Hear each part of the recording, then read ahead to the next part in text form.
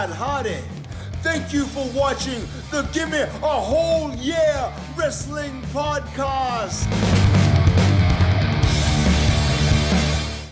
Mr. G, knock knock. Mr. G, knock knock. Knock knock, who's there? The New Day. The New Day who? Hello and a very warm welcome to the Gimme A Hull Yeah Wrestling Podcast. My name is Ant. Today I'm joined by my podcast partner, the guy with one syllable in his name, which means it'll be a very, very short intro for him. It's...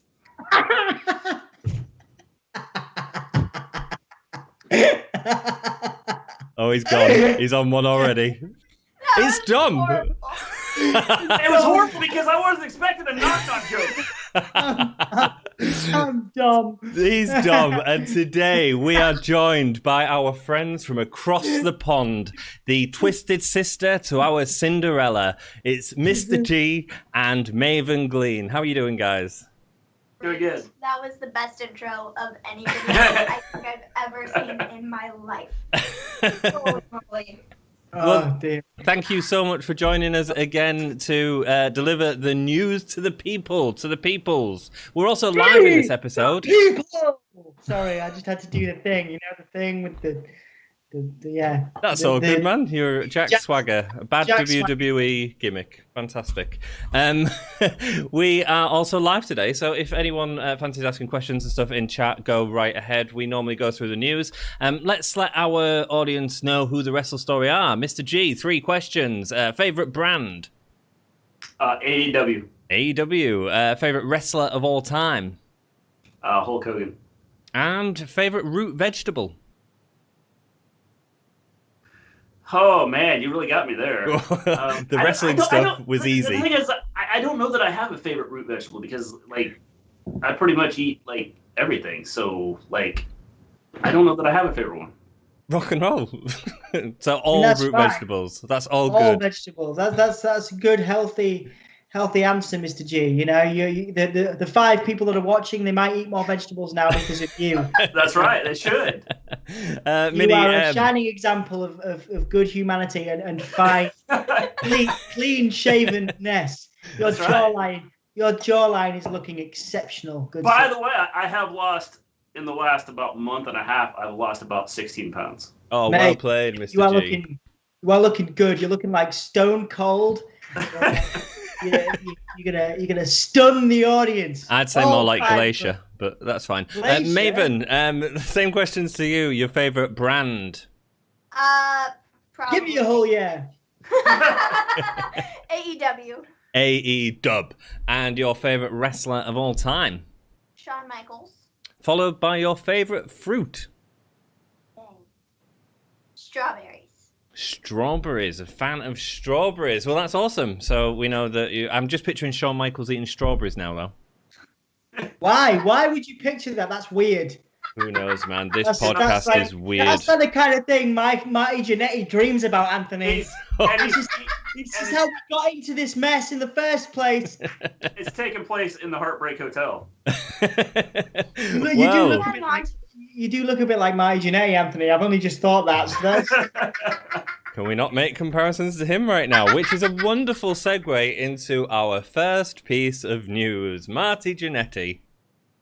Well, I'm going to read out some of his tweets as recently. Marty Jannetty has been tweeting, letting the world know that he's a murderer. And, I mean, what is this, guys? Not just a murder, but it sounds like it's a multiple-time murderer. Hate crime as well, you know, just homophobic remarks on his Twitter, etc., etc. Let me read out through his first tweet, which sounds like the tweet, I think, was... He just confessed to murder while having a go at his now ex-girlfriend or something. It was really bizarre. Starting off with, he's told nobody this, but when he was 13, he was working at Victory Lane's bowling alley, buying some weed from a homophobic slur, he says. Working at Victory Lane's bowling, he dragged me around the back of the building. You already know what he was going to try and do. This was the very first time I made a man disappear. They never found him. They should look down. I'm going to get this name wrong, but it's Chattahoochee River.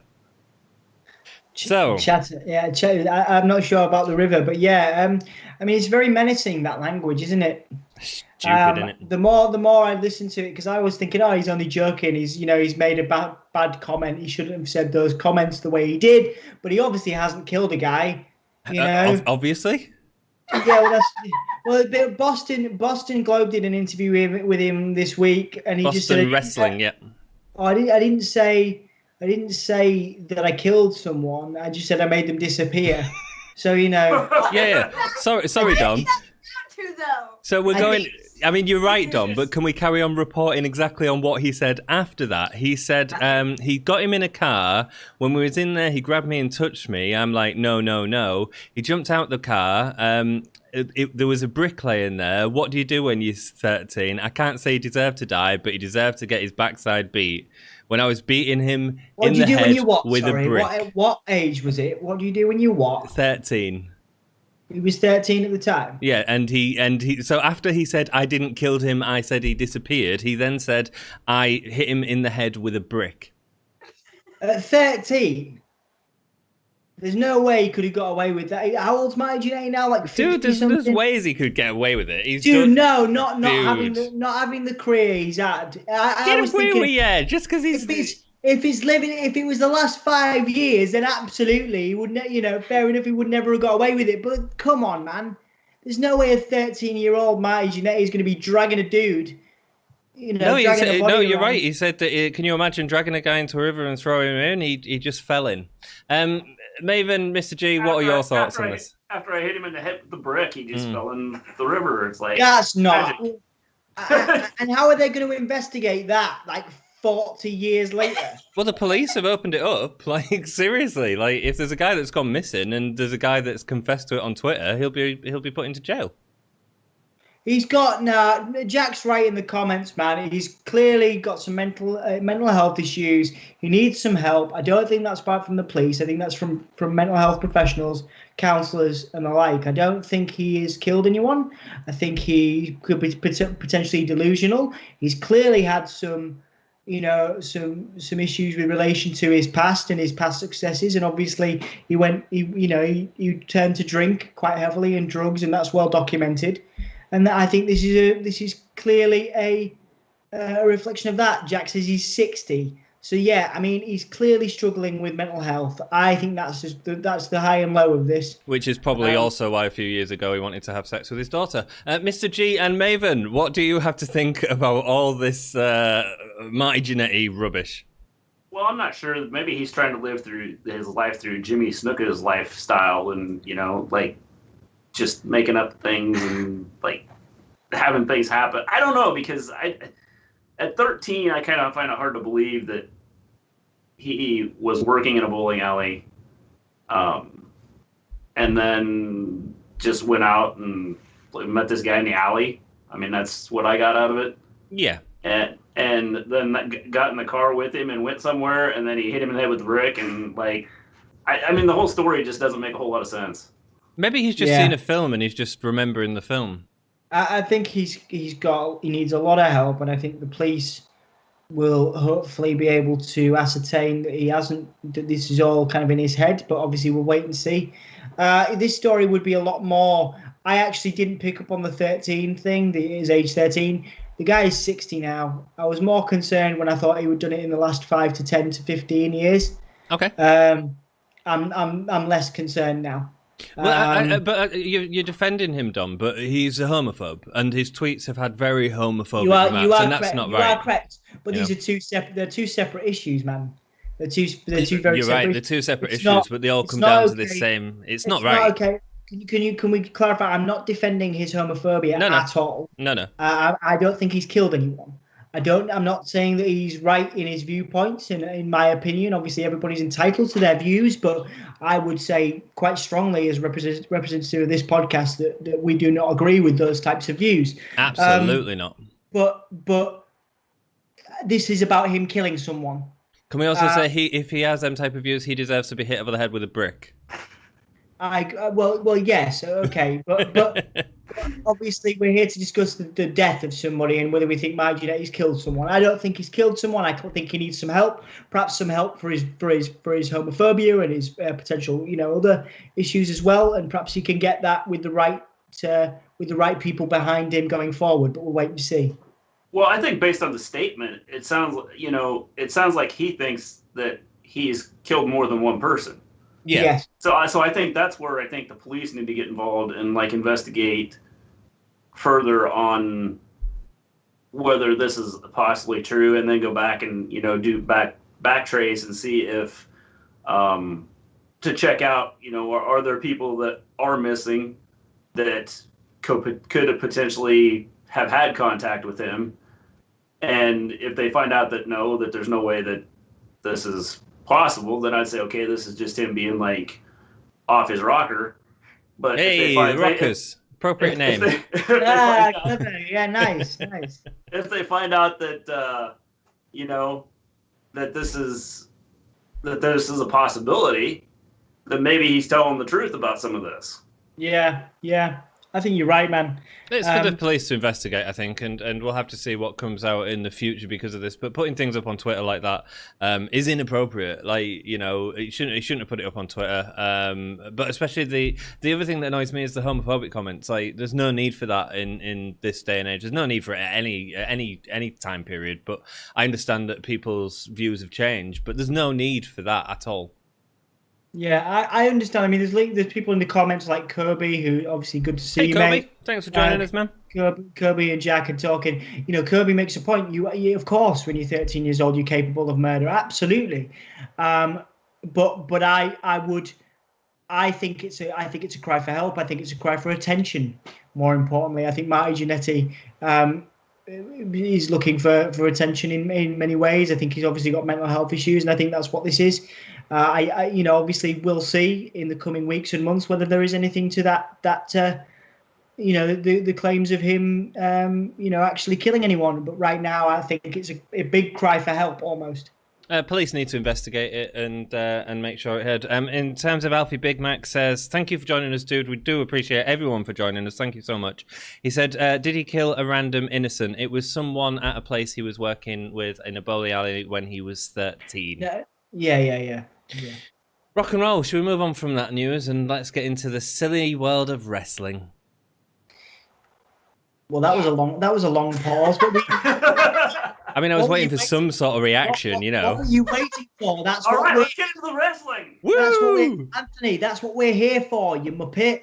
What are you waiting for? It's all to go, yeah, what? We're here to talk about wrestling. What are you on about? What? I believe I was expecting you all to go, Hull Yeah. But no. Well, no, because we need a countdown. It's like a claymore. Shut up, right. We need a countdown. We do a countdown to that. Sorry, Maven. I still mess it up. Say again, Maven. It doesn't matter whether we have the countdown or not. I still mess it up. Every time. It doesn't matter. You'll get it at the end of the episode, Maven, and I look forward to it tonight. Rock and roll. So, The Rock. Segue. That was a really bad segue. I had nothing. The Rock has bought the XFL. Of course he has. 15 million big ones. Not very much, is it? Which would equate, I think, to less in our economy. It would, yeah. Much not. I think is that 14,700,000 perhaps. No, I think it's a lot less than that. I think it's about 13.8 or something. 13.8. So either way, it's not a lot to pay for it. No, but that I think The Rock is turning it into something. The Rock has the potential to really turn it into something. Obviously, he has a background in football. He has the right backing. It's not just him doing it. I think The Rock will be the face of it, perhaps, but I don't think he'll be too heavily involved in the business. He has entered with his business partners as well. Yeah. So I think there's more to that. I think I think The Rock has taken something he sees something in, maybe with Vince McMahon prompting, but I'm not sure. Obviously, they need to do something with it. I think it's a potential name. There is potential name recognition and brand in the XFL. So all power to him. How many XFL matches have you watched, Tom? How many XFL matches have you watched, Anthony? 0. Mr. G and Maven, you are the Americans among us. Tell us a bit about this brand. Really? I thought that, it did a lot better this time than it did the previous time that, they tried to bring this out. I felt that it had potential, and I was watching it. But I watch football anyway. It doesn't matter. I mean, I watch high school football. I watch college football. I mean, if it's football, I'll sit down and watch it. So I think that the potential is there, and it has been there. I don't know why Vince McMahon gave up on it so quick. Okay. Especially with the pandemic happening as the reason as to why they, had to stop doing what they were doing. Mm-hmm. I think if he would have just been patient and waited, a year and then come back, then I think that he would have been fine. But I think The Rock's going to make this awesome, or has the potential to make it awesome. And I think that people will really get into it, especially since it is The Rock. Cool. Maven, are you a football fan? No, I don't watch football. I'm not really, wrestling. That's my thing. But no, really, with like I said, I don't watch football, but with everything I've seen surrounding this and the little knowledge I have regarding the entire situation with the XFL, and with what we know about The Rock, I feel like it's best for the XFL if they, still want it to be a thing. I think it's the best thing was for somebody to buy it, and The Rock happened to be that person, and I think he and his team are going to make it better than Vince. I can't think of anybody better to take it, There's nobody better to take it, in my mind. And for the price, I mean, $15 million. I mean, he's probably got $15 million like in his bank account that he could just give out easily. Man, The Rock's got $15 million. He's got a swimming pool of $15 million. Yeah, I mean, The Rock doesn't fill his pool with water. He fills it with $15 million. Yeah. The Rock swims with his nuts out in $15 million. That's what The Rock does with his money. So I think it's a good investment. It's a good. I think it'll get a good return for him. And like you said, because it's The Rock, and everybody knows who The Rock is from, I mean, if you don't know who The Rock is, you live under a rock.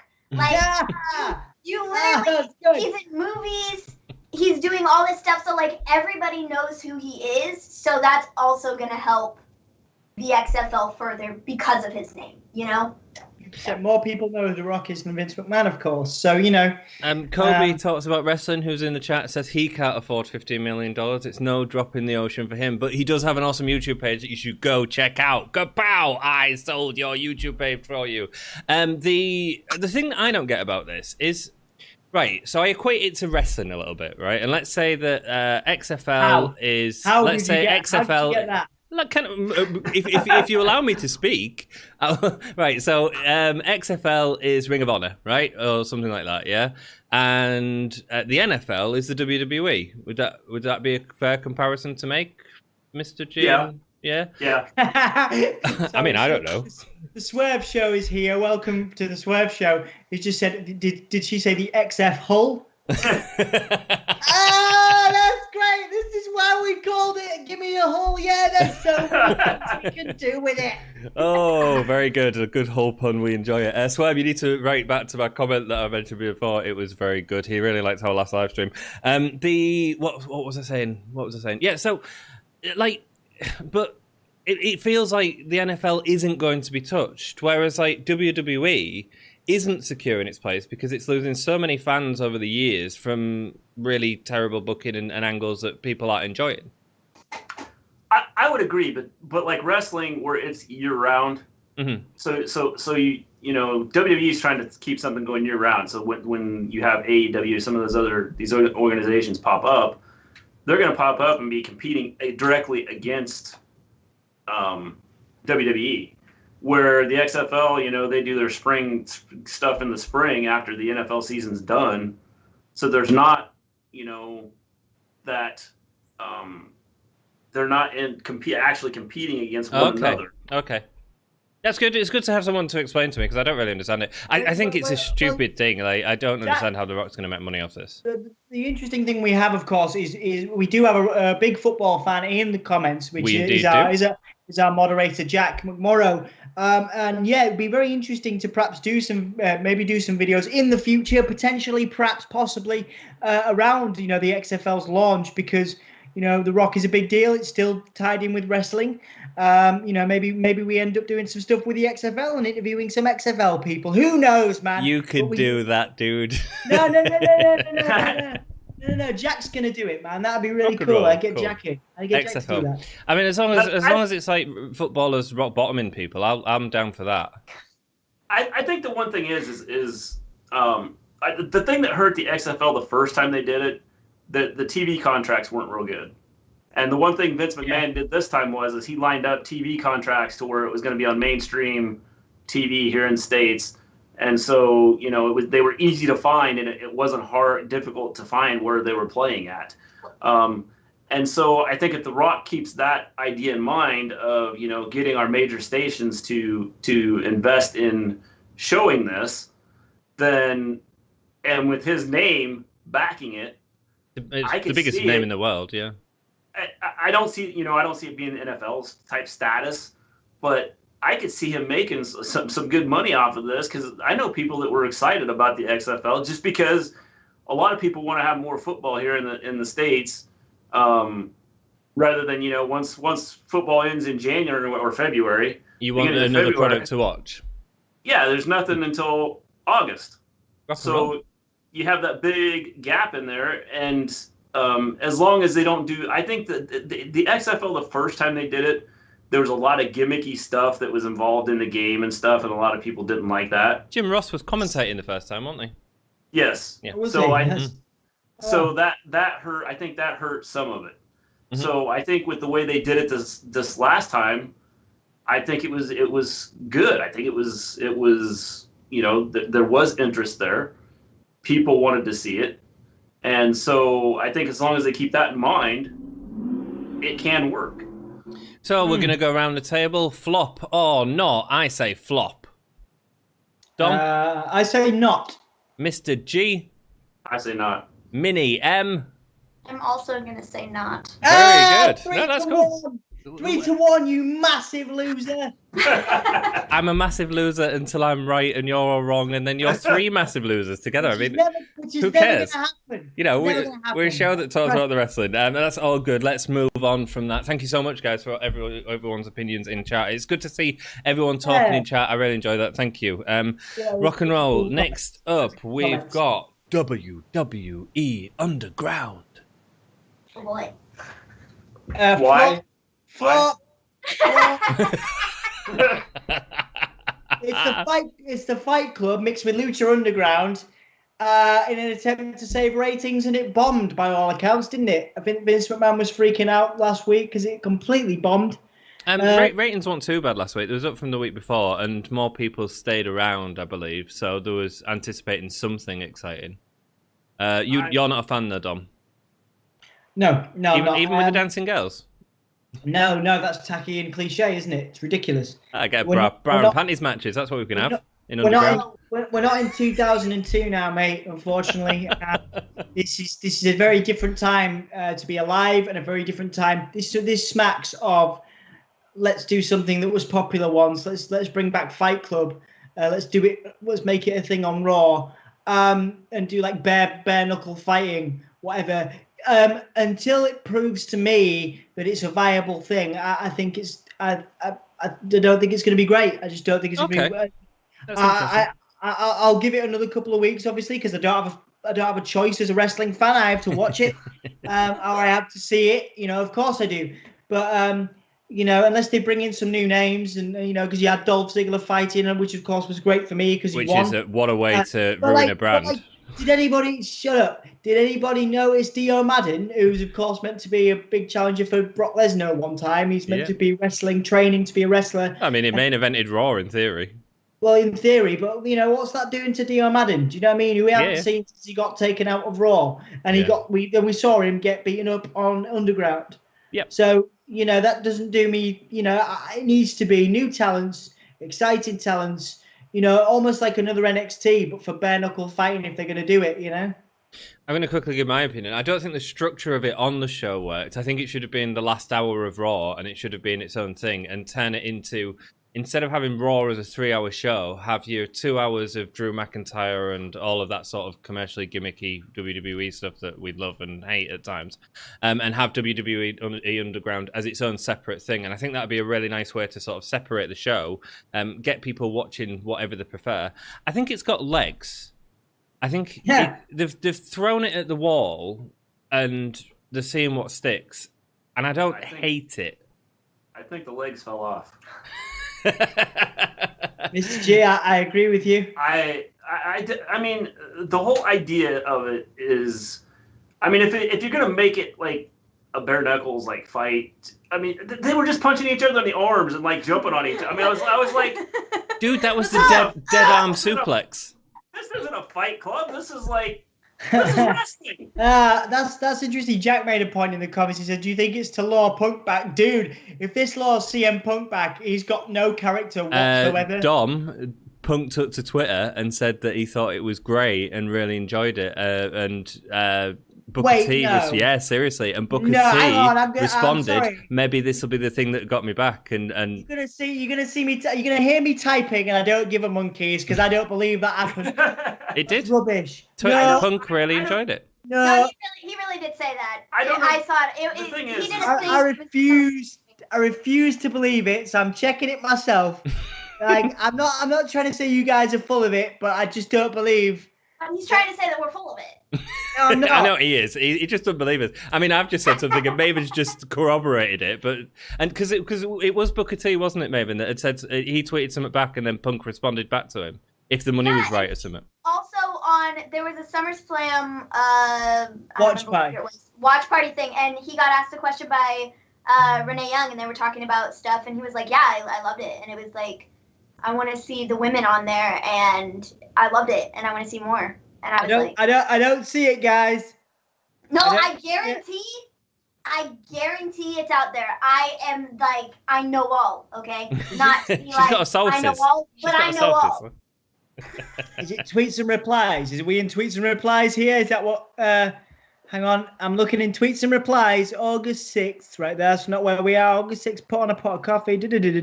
Let's. All right, Dom. Let's hear Mr. G and Maven's thoughts on it. Hang on. He's talking about he thinks Bailey and Renee Young should fight. But that was also what he said. But he did say the initial thing as well. Yeah, man. I refuse to believe that did not happen. I don't see it. Dom, this is a wrestling news show. We don't just make things up on here. I don't just talk rubbish. Check your sources, man. I do not see it. It came straight out of his mouth. What day was right? Hang on. You really want? I'm gonna find it. No. I'm finding it. All right, guys. All right, everyone, shut up. Let's go back to WWE Underground. So, Maven, what's your opinions on it? Okay, so I'm not mad at it, but I also don't quite understand the reason for it or like the point. Like I get the aspect of trying to bring ratings up, I suppose, but at the same time I'm just kind of like, I don't know. I feel like it's very weird to bring this out right now, and like, I don't know. I don't necessarily see a purpose for it, but what I will say is with what they've done and what they did on Raw, and they brought MVP and Lashley and Benjamin down there, and they like tore up the building. Right.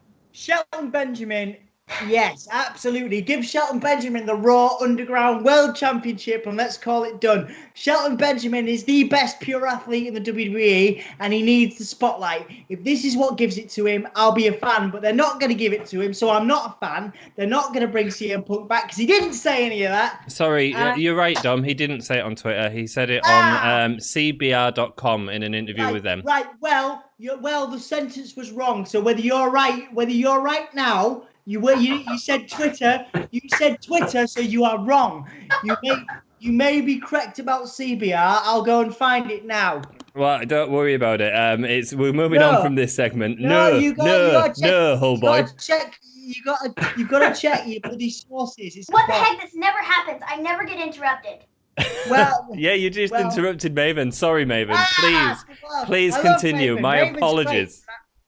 Okay, while I agree with you, and Shelton Benjamin is amazing, The best. I think he should be in a different spot than where he's at, right now. But I digress. Where I think they're going with this whole situation is, I just have this feeling that they're going to do Lashley, and they're going to attempt to bring back Lesnar for this. That's just where I see it going, so they can do that, but not for the title. How do they bring Lesnar back? Yeah, all right, good point.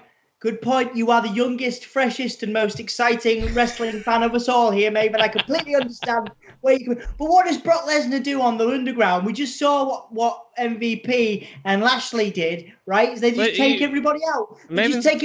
Yeah, but Maven's got a point. If you're turning it into this legitimate fighting thing, then you want people like Shelton Benjamin and Brock Lesnar in there, and you could have it as a legitimate brawl for all too. Lesnar's gonna kill everyone. That's the why. I don't think they're gonna bring Lesnar in like now or in a couple weeks from now. I think it's gonna be a while, because I think Lashley, MVP, and Benjamin, they're gonna continue beating up all of these scrawny dudes that are being thrown at them, and Shane is gonna be like, you know what? I need some new, fresh competitors that aren't, these tiny dudes that can literally be beaten up in 0.8 seconds. And then that's when he's going to start bringing in bigger guys, and eventually we'll get to Lesnar, and that will be Lashley's huge match for some pay-per-view. Well, that I can see Lesnar and Lashley. That would be big money. That would be a big money match. But you said new and fresh, and I get it, and I like that. Absolutely love that. But Lesnar is not new and fresh. No, but Lesnar wins everything. So what Maven's talking about is WWE's awful booking of things. I mean, true. But Lashley and Lesnar is something that, at least from what I've seen on Twitter and what people talk about, they want to see Lashley and Lesnar. So I think just because it's a big money match for them and people will watch it, with this whole Raw Underground Fight Club, whatever we're calling this, with this whole situation, I feel like that might just be where we're headed because of, the territory. Brock Lesnar's, he's like a legit fighter, dude, I see that. So, but if CM Punk, if they bring CM Punk and Lesnar into this, I will be. I get it, and you're probably right. They're probably going to go in that direction, but I can't see them. Lesnar maybe one time, but not like a regular thing. But Dom, this was so you would bring, if you was bringing CM Punk back, would you bring him to Raw?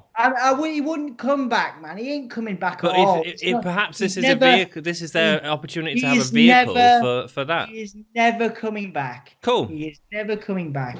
I think I'm going to. Oh, sorry. Go on, Mr. G. I think the thing about this is because this isn't like a legitimate fighting. I mean, that's the issue I have with it. I agree. If this was going to be like a legitimate, fighting, otherwise it's just like glorified wrestling without ropes and in a dark room. Yeah, it's going to turn tacky, isn't it? And with Shane McMahon being there, that's like, yeah, oh, real fighting, Which is why I don't like the whole concept behind it. Like I said, if it was going to be like a real deal, like where they were going like UFC type stuff, then I'd say, okay, yeah, this might have some way of of working. But doing it the way they're doing it now, after watching it the other night, I was like, what? Yeah, they're just like throwing each other on the ground and punching each other in the arms, and then the ref comes in and goes, stop. See, that's where I don't quite get it. Like, if you're gonna do it, then just do it. Don't. While I think doing another brawl for all type thing is stupid. It's dumb, and it's just dumb. There's no other it's dumb. Don't do it. If you're going to do it, don't make it this we're gonna call it fighting, but actually it's just wrestling and we have no ropes and stuff. And that's where it kind of makes no sense to me, and that's why I don't quite understand the purpose of it.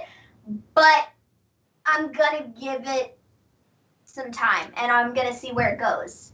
Okay. Now it might go to the trash, but okay. You know? I mean, one thing I would say is this is a direct response from the conference call last week, which was the business meeting where they revealed the quarterly earnings, and Vince got a lot of slack, not slack, what's the word? Grief, thank you, during that business call for both Raw's ratings and creative, and he was using that as an excuse a lot, and people more so than often in these business calls were saying, like, what's the reason for these massive drops, you know? So is SmackDown tonight gonna have, like, you're gonna go into a dark alley and we're gonna have a fight? SmackDown above ground. Yeah, it's called the Funhouse. And It's speaking of the Funhouse, last week Bray Wyatt attacked Alexa Bliss. Anyone want to say on that? It was brilliant. I loved it. It was brilliant. It was genius. I mean, to look at how genius it was, like on our Facebook, it was Jack that posted it. There's a meme that's now going around, making the rounds. Funny. It is good. Yeah, that's how good it was. Because that doesn't happen all the time, and it's happened very quickly. It got 2+ million views very quickly.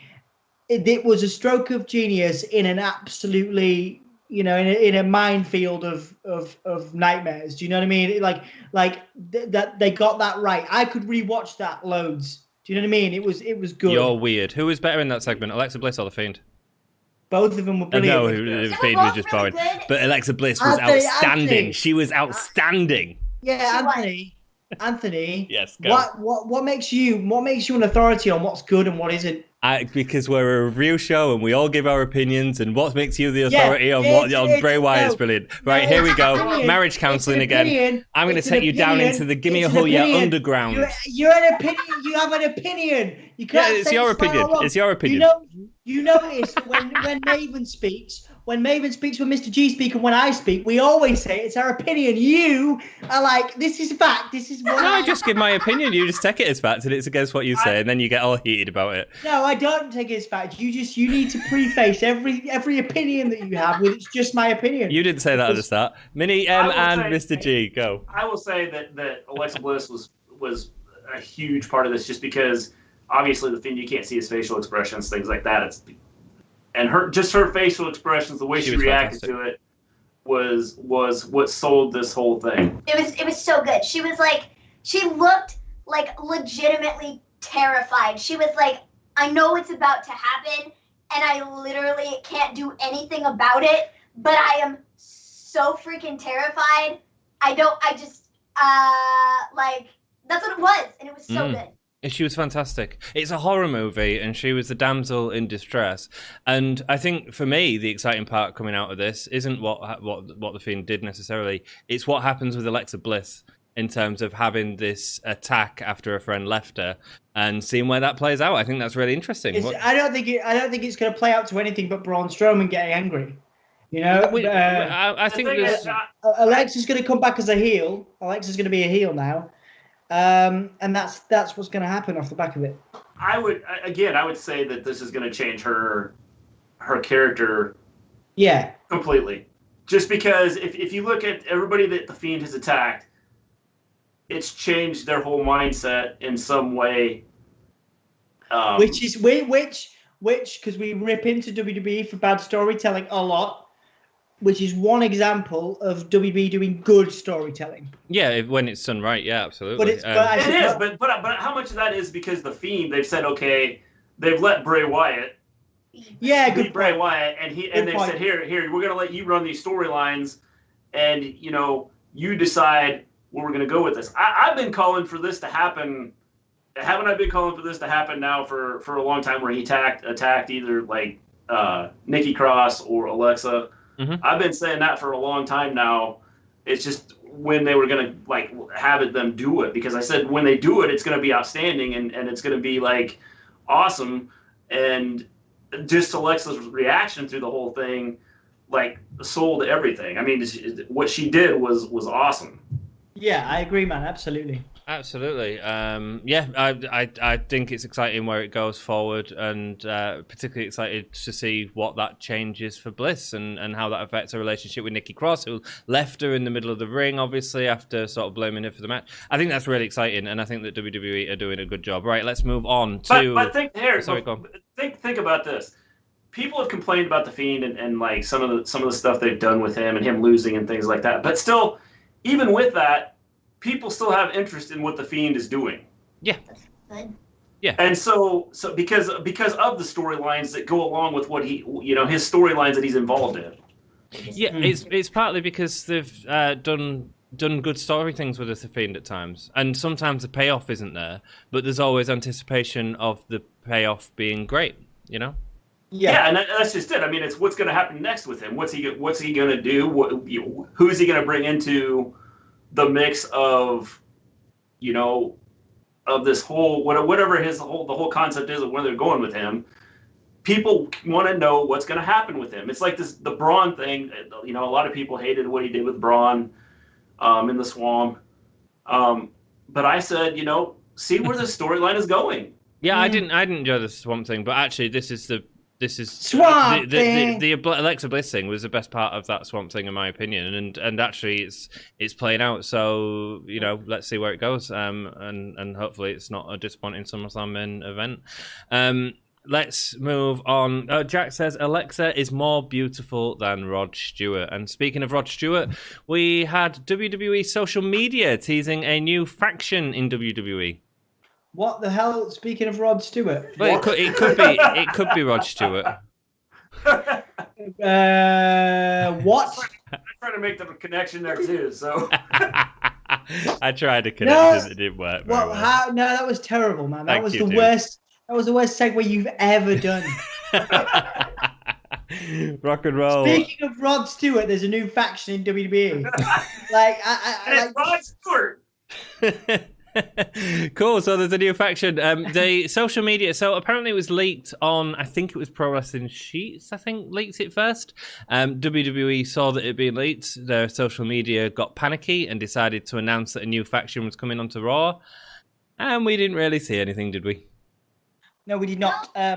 No, there's a like I thought it was Undisputed Era, but there's a female there, which is pointed out to me. So yeah, who is it, guys? I have no idea. I don't have any clue as to who it could be at all. None whatsoever. But some conspiracy theories going around Twitter. Ooh, sources. What is his name? Dominic Dijakovic, yeah. Jeez, I don't know why my brain it didn't connect for a second. Dominic Dijakovic. There's too many Dominics in WWE now. Dominic Dijakovic and Tommaso Ciampa have both wiped their social media accounts clean, and people were like, "Wait a minute!" And I saw this morning, and I was like, "Hold on, just a second. I have not thought about this whatsoever."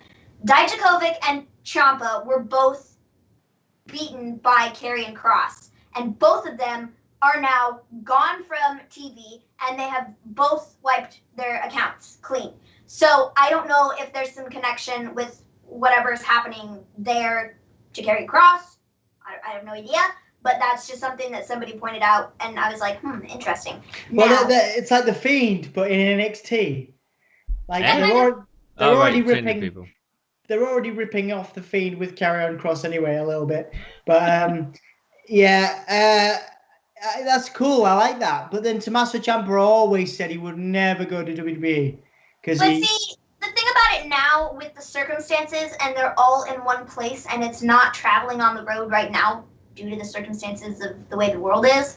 I almost think that he would maybe be a little bit, more willing to do it because it's all at the Performance Center, and he doesn't have to travel, and so he could show up on Raw or SmackDown or whatever and be part of this new faction or whatever they want to do because he's not, doing all the traveling and stuff that he said he didn't want to do.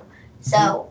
I mean, the thing that you sort of said that I sort of agree with, it feels like some sort of NXT invasion angle would be sort of sensible right now to sort of help out with NXT's ratings, which we'll go into in a bit. But for me, it'd be good to have Finn Balor sort of leading that faction as sort of a person. I mean, obviously, former Bullet Club, leader of Bullet Club. He's made his claim to the North American title, though, hasn't he? Oh, has he? Well, maybe not then. I think that would be an interesting story, but cool. Well, we'll see who it is.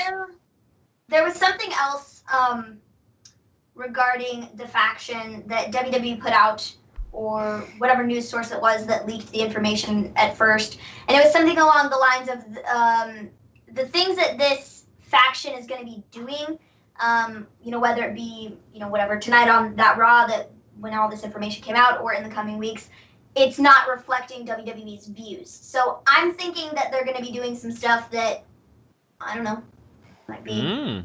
Well, fingers crossed it's exciting, whatever it is, and not just microphones cutting off and bad technical production. They're going to burn the Performance Center down. Oh, fabulous. Wonderful. Yeah. And then no more wrestling during COVID. That's perfect. Right. Rock and roll. That's why they started the underground, is because, Like, the Performance Center is going to get burned down, so they had to have another place to go to. I sort of wish that they hadn't announced this thing, because then you would have been making comparisons between this and Underground automatically and saying, I wonder if these two are linked. I think that would have been interesting, but WWE's right hand isn't talking to the left hand, and they revealed it all on social media, which was stupid. Let's move into Nia Jax. Suspended indefinitely without pay. Go on, Mr. G. She's going to be part of the group. Okay. Wow. Faction. Okay, that's interesting. Maybe. I don't know. I saw some rumors. Now, whether this is true or not, there was some stuff on Twitter that was going around saying that WWE's about at their wits' end with her and with her injuring people. And so this is kind of like her last chance to... not like she's going to be fired or anything, but it's just they're kind of fed up with, her injuring people over and over again, and, with what she's done over the last, several months, especially with Kairi Sane. I mean, it's been obvious. Kairi Sane's been injured several times at the hands of Nia Jax. Yeah. So that's kind of what I've heard, and that's why they did this, so they can get her off TV for a while, because they're kind of just, they don't know what to do with her at this point, because she's continuing to injure people. That's why they started Underground, is so she could go underground and start fighting some men to agenda matches, maybe. Yeah. I mean, they've teased it before with Nia Jax. Yeah. It does definitely feel like a work. I think the book stops here for at WWE Nia Jax is definitely a work, I think. So and it's quite clever from WWE in terms of using this real life angle that us wrestling fans are talking about and quite angry about, sort of Nia's work and her constant injuring people without any sort of repercussion or any sort of improvement. It feels like a clever way of sort of incorporating that into a WWE story. Mm-hmm. Well, and then, with the whole new group coming in and them doing things that are the WWE is not condoning or whatever, and then also the Underground idea, there's two ways that you could send her to do something different that ties into this whole thing. Rock and roll. That's I think that's good. So, anyway, any other thoughts on Nia Jax, or are we ready to move on? If she goes into this faction, it could give us something new to do, something fresh, because they're clearly not going to fire her properly for being a terrible in-ring worker. Her cousin owns XFL. Indeed.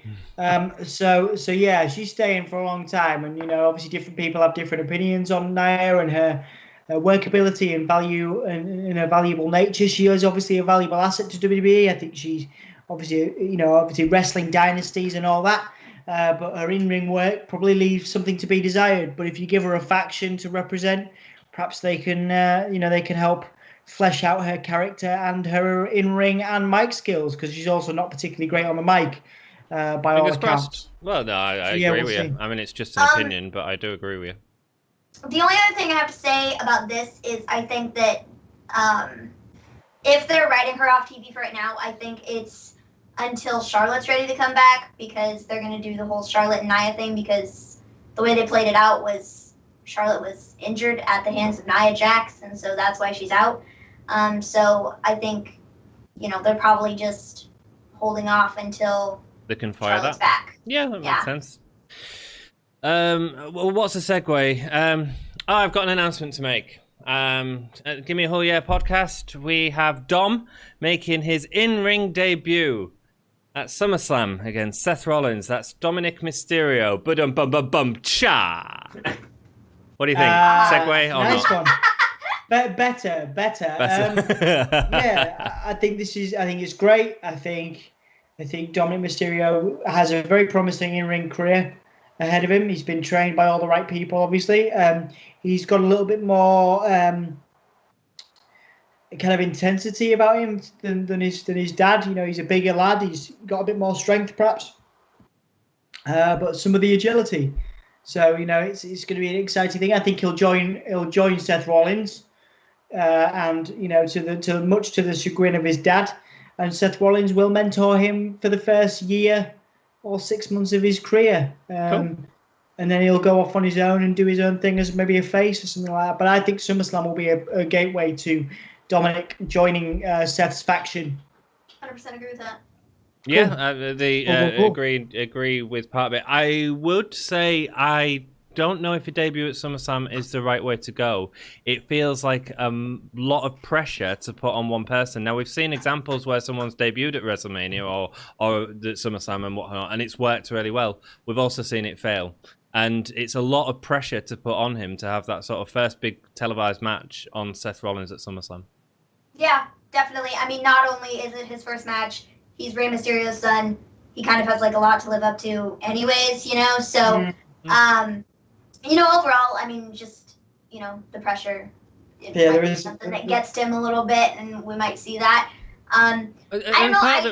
Part of the reason that I say that as well is because I don't think at times his promos have been wonderful, and I think there's been stumbling blocks there, and that draws me concern. That's not something we saw with Ronda Rousey going into WrestleMania. You know, sorry. I said the same thing the other night on our show as like this is like he needs to get better in ring. As far as I'm concerned, we haven't even really seen him in ring. Well, it's just been swinging kendo sticks and stuff, you know. And he did a flying. He did do that. Yeah, which is cool. Yeah. And the 619. Yeah. Yeah. But you haven't seen him do anything other than that. I mean, it's like they're throwing him out there, and it's different than being out there in front of people in cameras than like maybe having him, you know, working on these moves. Just to practice. And his promos, I've said, have at times been like bad. Yeah. Because I'd agree. There's no smoothness to what he's doing. And it just sounds like it's fake. Yeah. And so trying to put him out there in this situation and in this position, forget the fact that he's Rey Mysterio's son. I don't think that he's ready for it. Mm-hmm. I will say, I think the one thing that he might benefit from, or you know, what might help out this match to make it look better, is whether or not it's going to be live or pre-taped. Because if it's pre-taped, they might be able to, you know, fix it some, so it looks like he knows what he's doing. And if it's live, well then, I mean, I guess we watched Dominic Mysterio. Whatever. I mean, it'll be entertaining, hopefully, regardless. Well, we'll see. We'll see. Yeah, I agree. Anything else to say about Dominic? Dom? Final word on Dom? You're awesome. Good. He is awesome. Speaking of awesome, former NXT champion Adam Cole has been in an interesting feud with Pat McAfee. So obviously, last time we was on This Week in Wrestling, we reported of him having that great promo on the Pat McAfee show. And in NXT this week, he punk kicked Adam Cole. Leading to it being, it's going to be an officially announced match now for TakeOver 30. So yeah, I mean, it'll be great. A lot of people are very excited to see what Pat McAfee can do in the ring. We know he's been training. I hope Adam Cole kicks his face off and gets the win. I think that's the interesting thing about Pat McAfee. You really want to see him get beat up, don't you? He's really annoying. He's got quite the ego, but of course that's made him a lot of money. Yeah. I'm not saying it's a bad thing, but it's not a match I'm interested in. But I want to see him getting beat up. Yeah, I don't think he will. I think it'll be a segue to Adam Cole going to the main roster. But unfortunately, I think McAfee's going to win, which is sad. I want to see Adam Cole super kick the face off Pat McAfee for a win. But I mean, it's a big thing for NXT ratings. I can see why they're doing it. I can see why they did the work thing in Pat McAfee's studio. Yeah, I mean, it makes all the sense in the world from a business standpoint. Yeah, the ratings didn't do great though this week, but we'll go into that in a second. Minnie M and Mr. G, you had your review on Wednesday of the show. Tell us all about it. You go first, or you to go first? You go. Okay. Well, I'm all for this, and I don't really care who wins or takes the L. I'm cool either or, because I really just enjoyed watching this entire thing unfold because it looks so real, and so it's so cool. I don't know. I'm really enjoying it, and like the segment on Wednesday when, how do you say his last name? McAfee.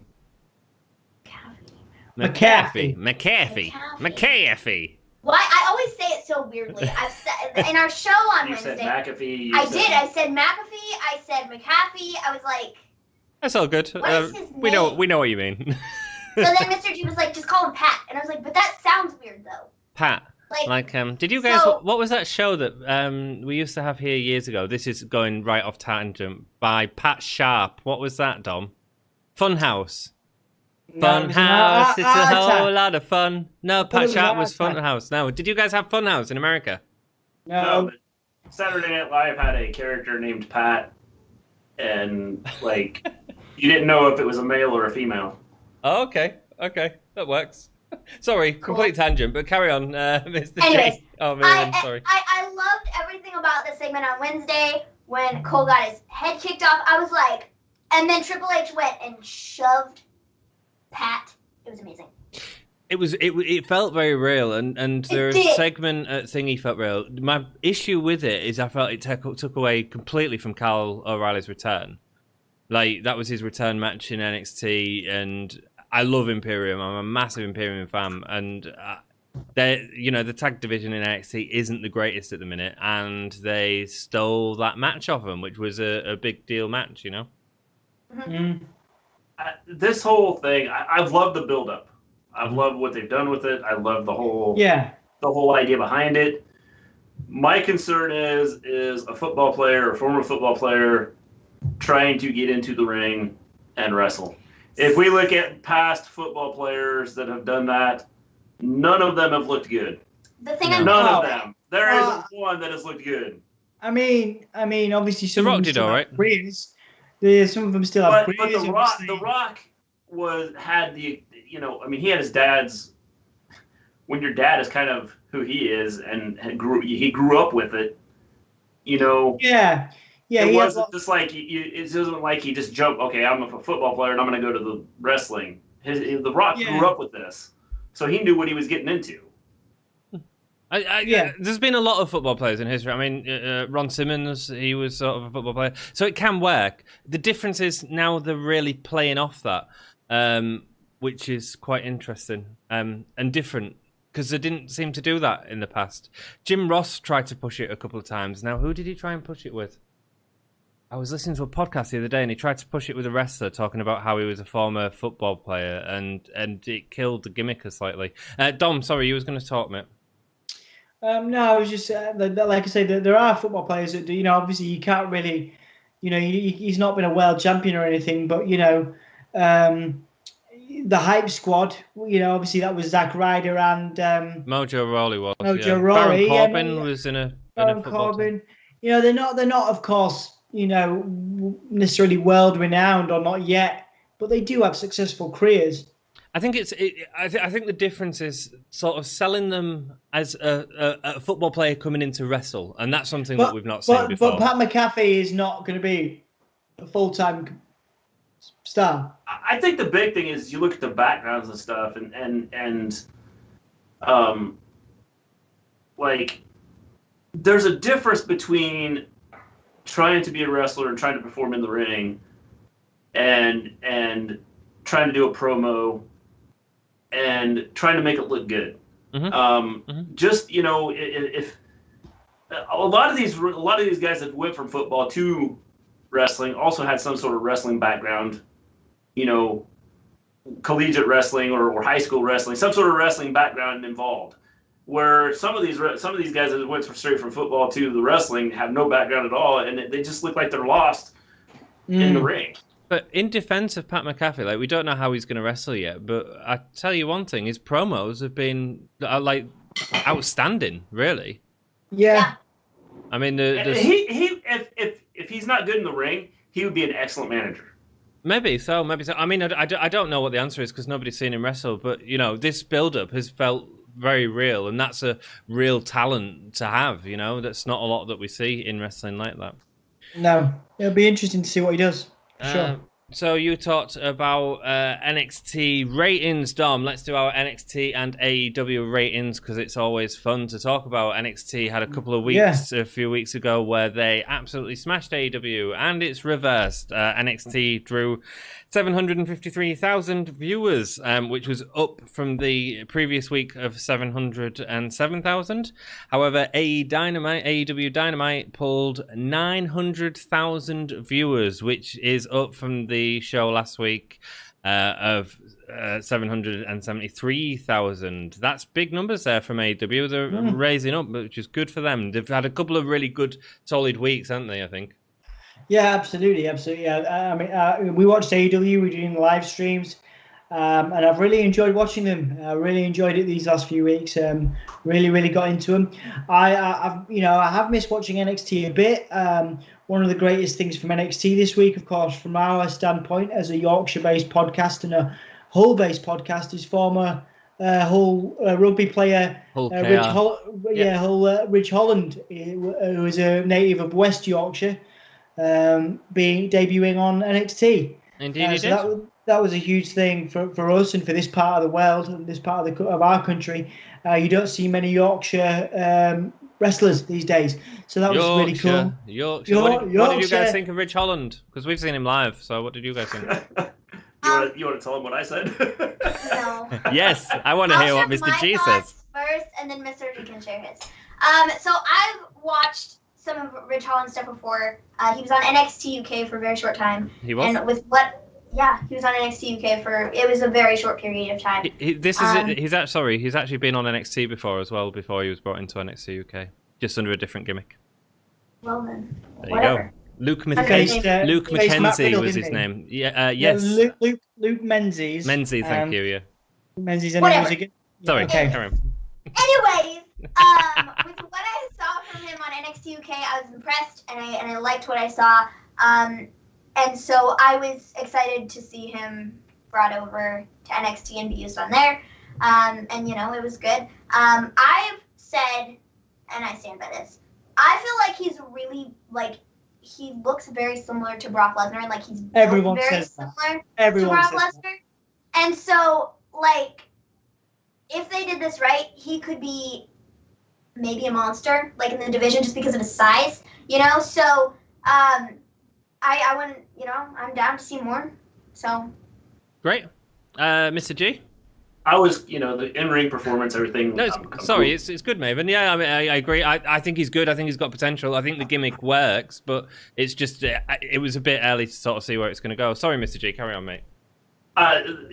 In-ring, everything looks good. The one thing I said was he needs a name change. You don't like Ridge? No. Can you see different. if he ever got to championship status and the new NXT champion Ridge Holland? I like it. I don't see anything wrong with it. I think it's different than everybody they got on the roster. Well, they probably did. Pretty cool, They probably didn't think that about Dolph Ziggler today, Why do you think Rocky Maivia changed his name? It's because if they went the new champion Rocky Maivia. Okay. I will say this: I feel like Rich Holland is a little bit of a street name. It sounds like Rich Holland Drive. Yeah, it's it's not that. Wow, yeah, I want to be like him, I can see them doing the one name thing. Here's your new Intercontinental Champion, Ridge. No. They're gonna do it, Mr. G. No. Ridge. Ripsaw Ridge. He's in WWE. It's gonna happen. Oh yeah, I'm sure it will. It's just Ridge just doesn't work. It's the way they're gonna do it too. I can totally imagine it now. You know what I mean? They're gonna extend everything, and it'll be like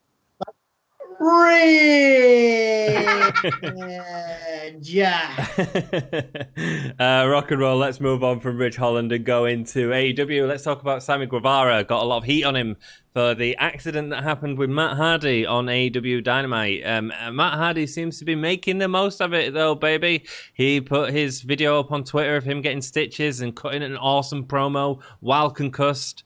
An accident that did happen. Now, apparently, there was a second chair that was put there, and he used the wrong chair that didn't fold up as easily as the other one. It was supposed to be a flat throw in the chair head bump, but obviously Matt Hardy got seriously hurt. I believe it was 10 stitches that he needed in his head.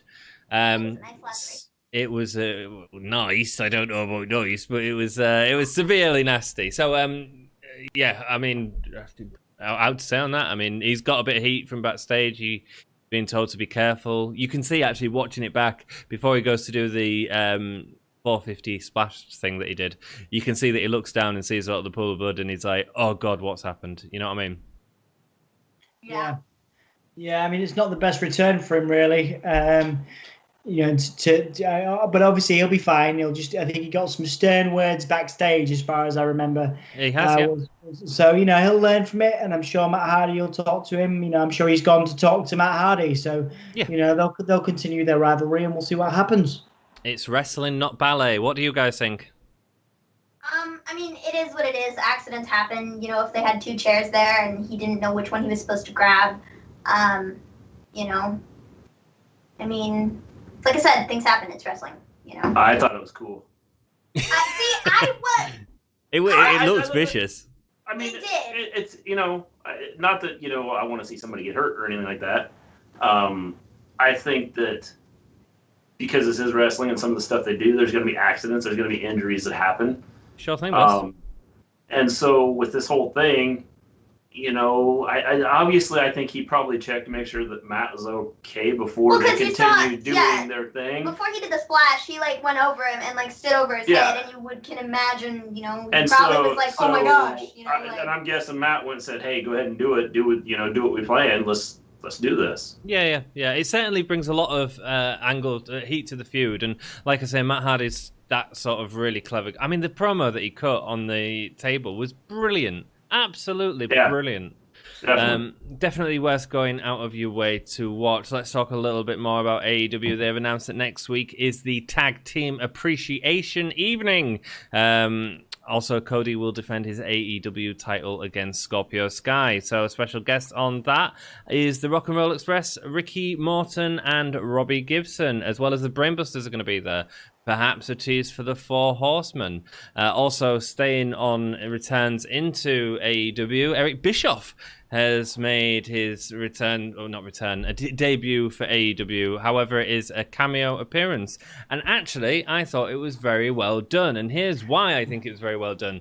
Eric Bischoff has been reportedly said, and it's been talked about in a lot of places, that Eric Bischoff didn't see Jericho as the star that he is and became, and held him back. And here we have Jericho having a chat with Orange Cassidy, another person that people are saying is he a star, is he not a star, blah, blah, blah.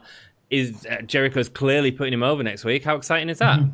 Sorry, there's a lot of information to run there. Sorry. The promo itself was amazing. Cassidy did really well. Jericho also did really well. Bischoff's place was fantastic in that. Really good catalyst for both of them. I was a huge fan of it. Rock and roll. What do you guys think? Yeah, I loved it too. I thought it was hilarious that like one of the first things that Cassidy, you know, that came out of Cassidy's mouth was something about the sea levels rising, and I was like, this is amazing. Like global warming, baby. Global warming, whatever it was. And I was like, this is hilarious. Like, I love that that's the first, like, never mind the fact that it's Chris Jericho and you're fighting him next week and you could, you know, talk trash about that. It's like, let's talk about global warming. It was great. I thought the whole segment was good. It was great. Bischoff did good. Orange Cassidy was awesome. You know, he never talks, but the whole thing was done well. Yeah. Mm-hmm. We did. We was gutted in stream as well, Jack, when we watched it. A great segment. Let's move on to Brandy Rhodes. Was deleted her. Do you know about this, Maven? I don't know. I don't know about this. What happened? Oh, do you not? She's deleted her Twitter. Why? She's been getting a lot. Go on, Maven. So essentially, they announced the whole AEW heels thing, right? And people were kind of like, okay, it's $50 for the year or whatever it is. Which, I mean, honestly, that's really not a bad price for the entire year. But people were upset about the fact that they're trying to pass off this, like, this women's wrestling fan club type of thing when you're really not focusing on your women's product right now. And your women's division is really lacking, and it's not very good.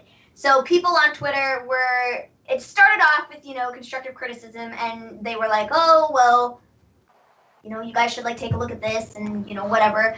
And Brandy started just going ham on people and was, saying different things left and right. And people weren't sure if she was being in character, if she was being her, just being, kind of bleh, or what the deal was, So that's kind of what happened there. And then people started saying nasty things, and then she deleted her Twitter account. So. Sorry, John. Carry on. I've got camera problems. Can you just fill in, Dom? We would like to welcome No Signal to the chat. He is Indeed. It's all right. It's all right. So yeah, we were talking. Anthony will hopefully return. We had this problem last night on the stream when I froze up, so maybe this is just a thing for us. Anthony, you need to get a cable across the room or whatever he told me to do. I didn't plug my router into a refrigerator. Yeah, where is your router plugged into, Anthony? Is it plugged into a refrigerator? Is it plugged into somewhere outside? That was a very good joke because you've stolen my joke off me. But anyway, yeah. So I didn't know about that. I did question Brandy Rhodes' kind of, because they bought this. They did this whole thing about the kind of women's revolution, a very similar thing, and how they wanted to do more with that in AEW, and then produced a program with, a few minutes worth of women's wrestling. Programming in women's wrestling, which was a real shame. So I understand why they would come under fire for that. But we'll see if they try and rectify that. Obviously, Brandy needed to take a break from Twitter because obviously she was getting a lot of hate. So, which is a shame. It's a real shame. I think that the one thing about it is people... what do you think, Anthony's wall? Anthony's wall? Why Anthony's wall? Well, it's just because for a second we just saw your wall. Oh, right, sorry. Oh, cool. What do I think? Sorry, Mr. G, go on. You're ready to talk. You go. I think that the whole idea behind this was, people are making a big deal out of this. Well, they didn't focus on the women on Dynamite. Okay, but hold on. Wait, I think the women's segment this week was 3 minutes. Fight! 3 minutes and 15 seconds, something like that. It was a 3-minute long women's segment, and that was it on the entire show. So and it wasn't a serious match either. I could understand. I could understand. What? And then they did the whole AEW heels thing the next day, and they announced all that stuff. And then just on top of that, people were like, "Dude, your show this week had a 3-minute women's segment." That's back to, if we want to just compare things here, WWE that's back when before the whole Give Divas a Chance movement started, they were getting 3-minute matches, sometimes less than that. Yep. So what are you even doing? What are you even doing? Do you even know what you're doing? Because right now it doesn't look like you know what you're doing. No, I agree. Yeah. No. I mean, yeah. I just had to put that out there before you talk about the women's. I think here's the issue. I think the issue is you're still trying to build some of the men's storylines and some of the things going on with them. You've brought in the last 3-4 weeks. You brought in some new people to your organization, right? Yeah. The women have, I think from the beginning, they had some issues happen because some of the women that were probably going to be their stars didn't end up signing with them and ended up going off and doing something else. Kylie Ray would be a great example of that. Decided that they weren't going to. So I think this whole building the women's division up is going to take some time. Yeah. I think that trying to put them out on, because if some of the matches that they put out on for the women, I'm sitting here going, okay, you know, if you've only got like 15 women, you can't just keep putting the same women out there every week to face each other, because that's what WWE does, and people go, well, that sucks. I don't want to see this every week. It's like terrible. So trying to build storylines with the women is a little harder right now for AEW. I think trying to have their own show and do their own thing is a way to showcase their women and get them out there. And so the people that want to see it will go watch it. Now, I don't like this the heels thing or whatever it is they're doing, because it's a pay thing. They're locking it behind a paywall, yeah.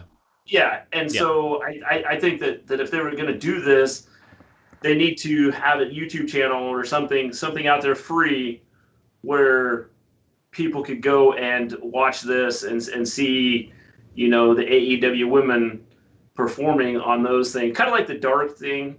Well, they're doing the tag team tournament right now on YouTube. They could do the whole heels thing on YouTube, and then carry that over onto the main show with as you know, as they start to build their roster and start to have some of the talent being able to perform better, and then put that on your main show. But right now, I just don't feel that there's enough women that are good enough outside of having the same matches every week, you know, that can step out there and perform. They've got a lot of talent that they're not using. I mean, if you look at the tag team tournament, the cup, they've got like Taya Conti that's in now. They've got Ariana that was from Cameron in WWE. They've got it all. It's just they're not using it. And I agree with you. Here's the question: are they signed to AEW? Though? No. Because if it's just one of those things where you're just bringing them in for a one-time deal, then I think Tanya Conti is, and Tanya Conti's a real talent. I think I heard that. But the point is, even if they need to have the women wrestle more. We said this about Britt Baker, right, from the start of this. We said, like, she's great, but she's not very good in the ring, and she needs some time in the ring. And she's got great, you know, and we all enjoy seeing Britt Baker now. I agree that this could happen, and it'd be wonderful, and heels would be great if you wasn't putting it behind a paywall.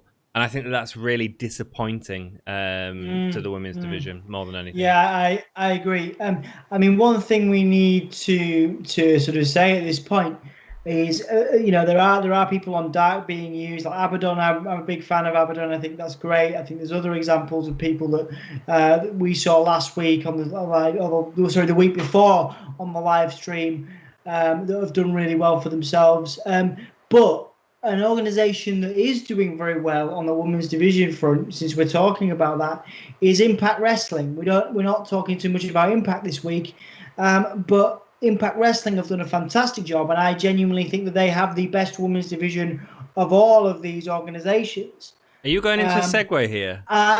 You've picked up on that, Anthony. Well, this is my next story, dude. Segue. Go on, I like it. Keep going. Yeah. How good was this? It was really good. I'm like, why don't you just do this? You're really good.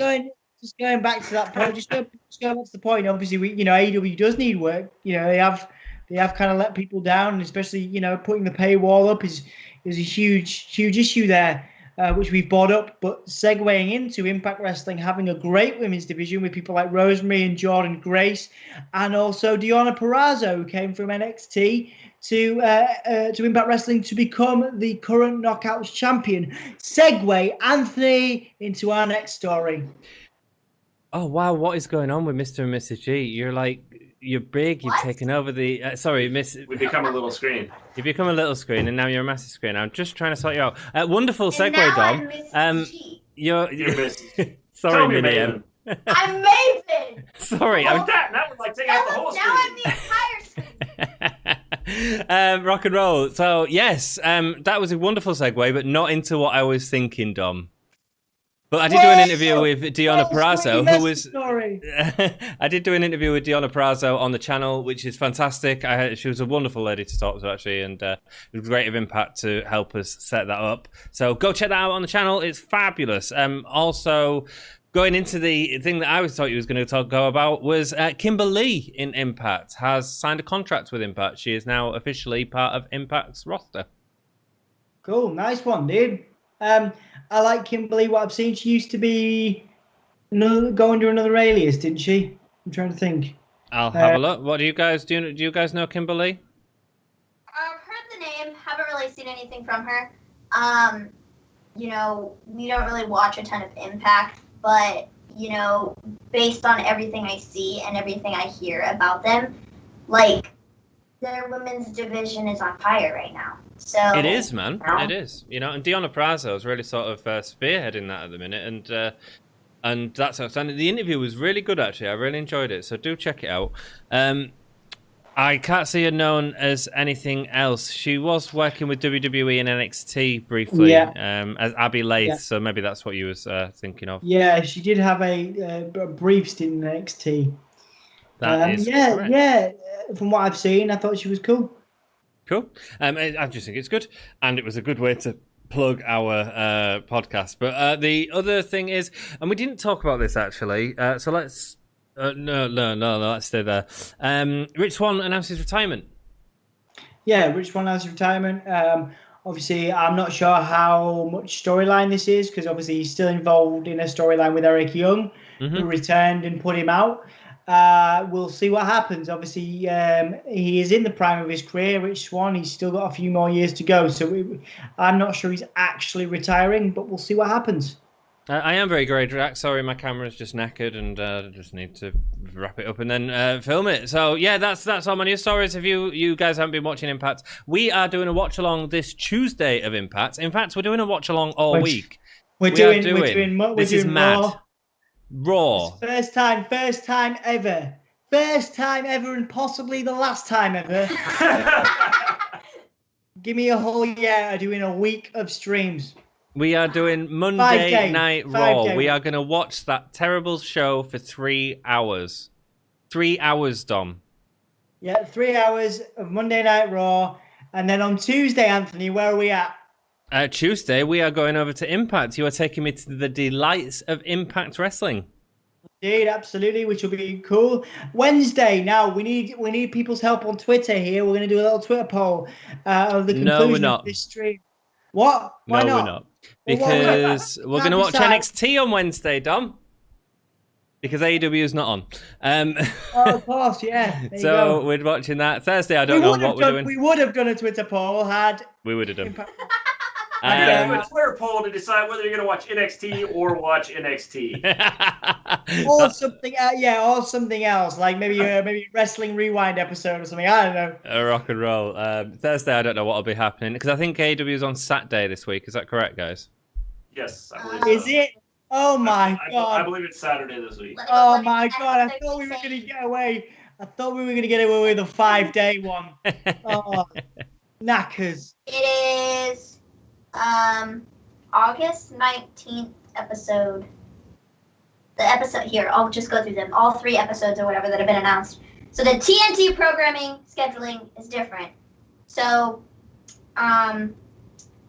the week of what? So do we not get an AEW next week? Not on Wednesday. We get it on Saturday, and then the 2 weeks after that, I believe it's on Thursday. 19th, the August 19th episode is going to air on... I think this week's is on. Saturday, right? August 22nd. Yeah, I'm pretty sure this week's is on. This week's is on. We're doing Wednesday. We're doing Wednesday, everyone. It's the following week that'll be on Saturday. Yeah, because NXT TakeOver is the 22nd, and AEW is gonna, like, an hour of AEW show is gonna overlap with NXT TakeOver 30. Yeah. So AEW is on this week. Right. So Twitter poll. Twitter poll is happening. So go ahead and vote on that. Dom will set it up right now. Whichever we don't view, we'll watch on Thursday, right? Indeed. WrestleStory. You guys are amazing. I still love your podcast. I still love coming down and watching your opinions. It'd be pretty rubbish if you were like, "Oh, I've grown tired of your podcast. I like having you on our podcast, but I've grown tired of you and watching yours." So yeah, I'm glad you're still into it, Anthony. At some point, we've got a watch along at some point on your channel, but who knows when that will be. We could do a watch along of the WrestleStory on Sunday. Oh no, because that would. You're going crazy. We could watch old WrestleStory episodes on Sunday. That sounds I'm sure awesome. that'll be exciting. Watching our predictions go completely wrong. Oh yeah, where's your song? Joey says we should do a W, Dom. Yeah, but Joey, you gotta go vote on Twitter, man. We haven't done it. Joey didn't have a Twitter. Well, okay. Well, Joey, your vote is cast for AEW then, right? Dom will put his vote in AEW for you. WrestleStory, it has been wonderful having you on. You are like one of our favourite podcasts, our over the pond friends, and everyone watching should go check them out. Yes, well, there's a pond, a big pond. Across the pond. No, over. Just leapfrogging it. Hang on, around the pond. How about that? That'd upset AJ Styles, right? Right. Anyway, come on. Yeah. He's a flat earther. It was funny. It deserved more of a laugh. Right. Sorry, Joey. I'll count your vote, mate, on mine. That'll be your vote. Sorry, I've just seen Joey's comment. That's all good. Let's wrap this up, guys. Have you got you want to promote, guys? Tell us about your channel, please. We are the WrestleStory. We are on Monday after Raw, Wednesdays after AEW and NXT, and Friday after SmackDown, as well as after pay-per-views, and occasionally we will do a watch along with pay-per-views. So that too, but today is Friday, so you will be doing a SmackDown show after night. So go subscribe to the WrestleStories. The link is in the description, and I'll try and lurk around tonight or something like that. We'll sounds see. Good. Dom, sign us out. Lovely. Right, everybody. 5. It's like the Claymore, but with Hull Yeah. 5, 4, 3, 2, 1. Hull Yeah!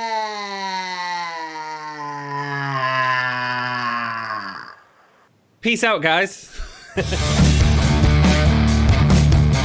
is Broken Matt Hardy. Thank you for watching the Gimme A Hull Yeah Wrestling Podcast.